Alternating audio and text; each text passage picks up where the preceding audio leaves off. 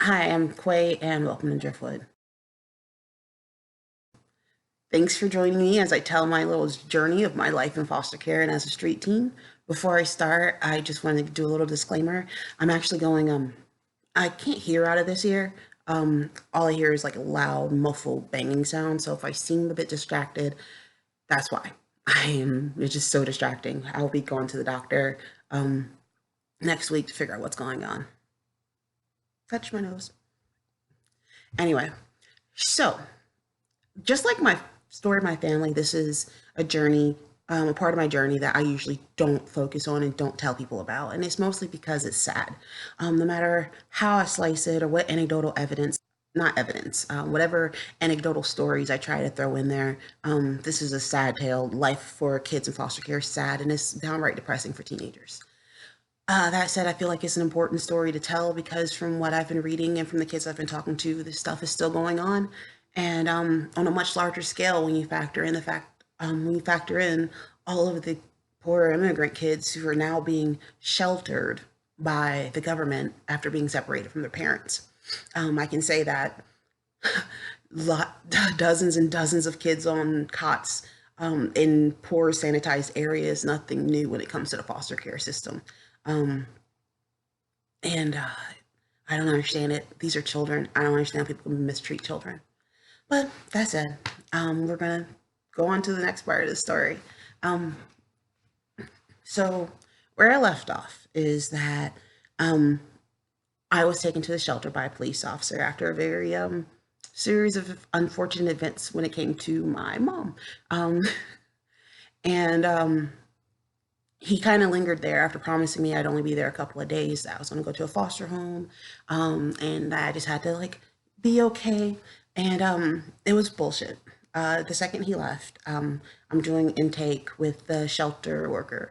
I don't remember her name. It's like some random worker, and she asked me how old I am, and I'm like, I'm 13.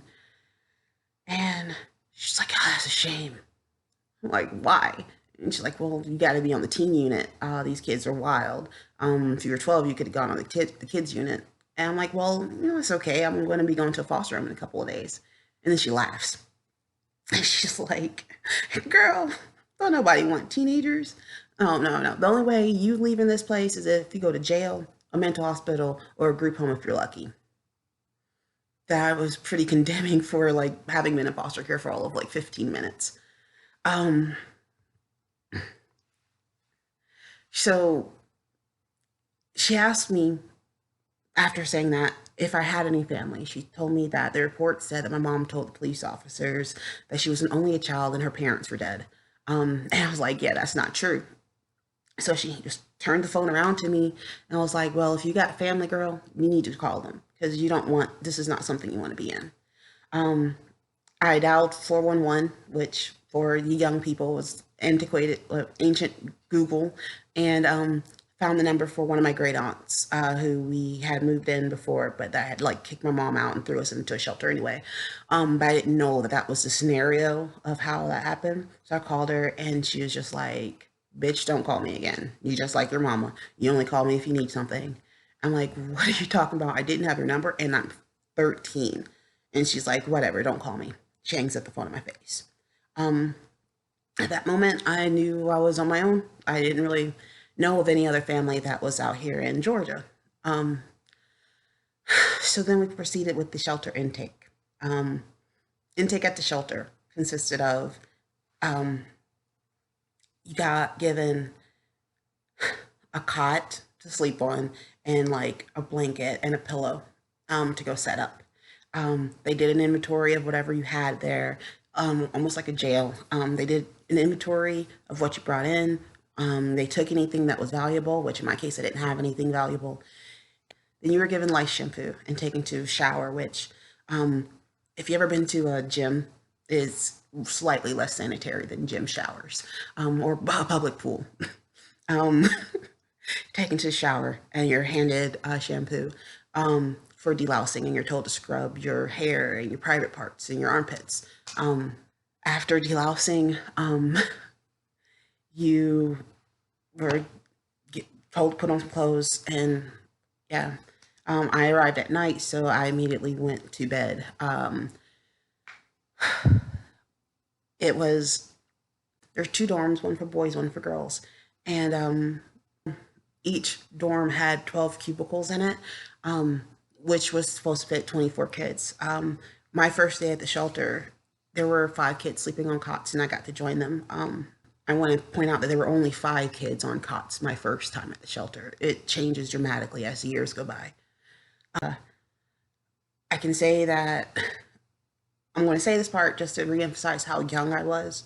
Because so often we think of teenagers, especially like black teenagers, as much older than they are, um, just by appearance. But I'm 13 years old, and it's my first night in this strange place, and it was scary. I had just gone through like delousing.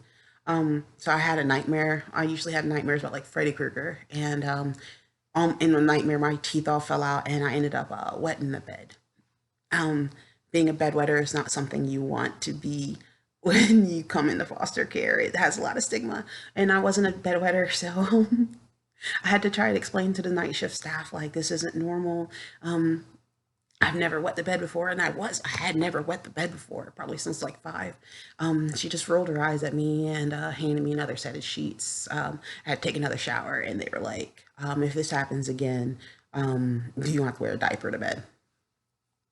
So yeah, I'm 13 years old and being told I'm gonna have to wear a diaper to sleep if I have an accident, which I'm 13 years old and I had an accident.